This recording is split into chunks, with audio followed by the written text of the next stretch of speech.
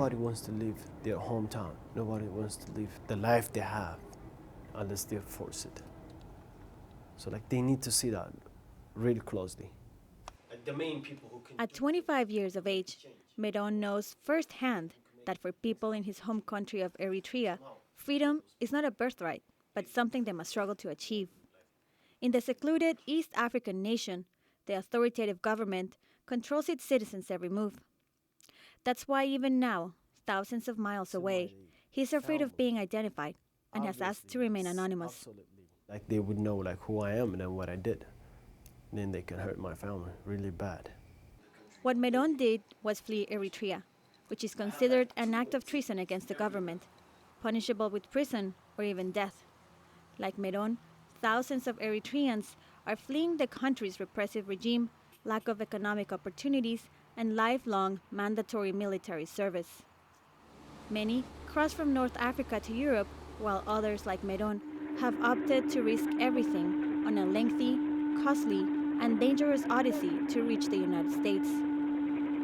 I left my country, Eritrea, went to Ethiopia, and from Ethiopia I went to South Africa, and from South Africa to Brazil, and from Brazil to Peru, Lima, and from Lima to Quito, Ecuador, from Ecuador to Colombia, from Colombia to Nicaragua, from Nicaragua to Honduras, Guatemala, and Mexico. Finally, I'm here in the United States.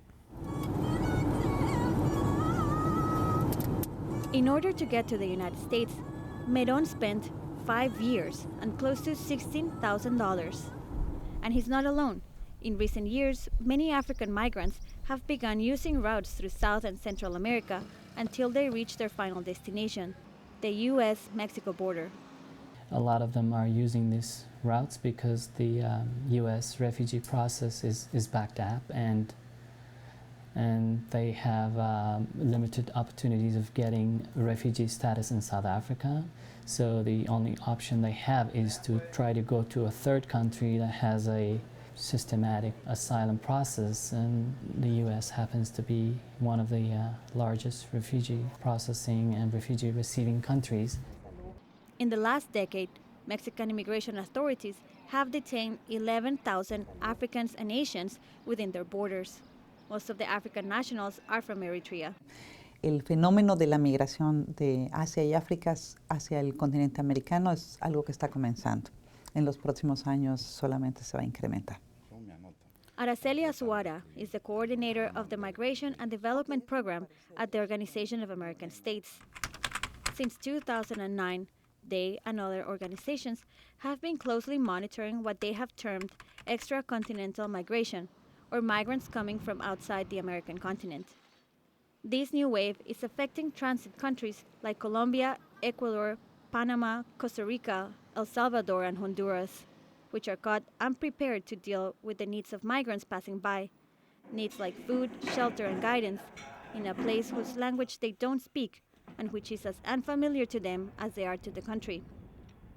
And for these new transit countries in Central and South America, which have traditionally seen an influx of their citizens migrating to the U.S., roles are reversing.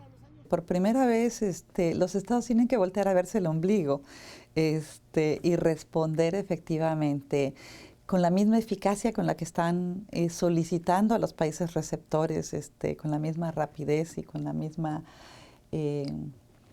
características en el cual solicitan la protección de sus migrantes a los países receptores, ahora tienen también que brindarla a los países, a los migrantes extracontinentales. And these extracontinental migrants have been able to travel such great distances through unfamiliar lands thanks to internationally coordinated human smuggling networks that take them each step of the way. There are smugglers, a lot of smugglers, and their role is big. Like for me, they changed my life to a better way. So they have like great enroll, like better than the immigration office or better than the refugee program that the Western countries does, because they help you to get what you want. We just call it illegal because the government doesn't know. 2 Eritreans have been arrested for their roles in human smuggling rings that facilitated the transit of migrants in Guatemala and Colombia, respectively. But for Meron, who now lives as a refugee in Miami and works at Dunkin' Donuts, the odyssey has paid off. It's a life change. And not only me, like I'm gonna change the life of my people, my family, and myself.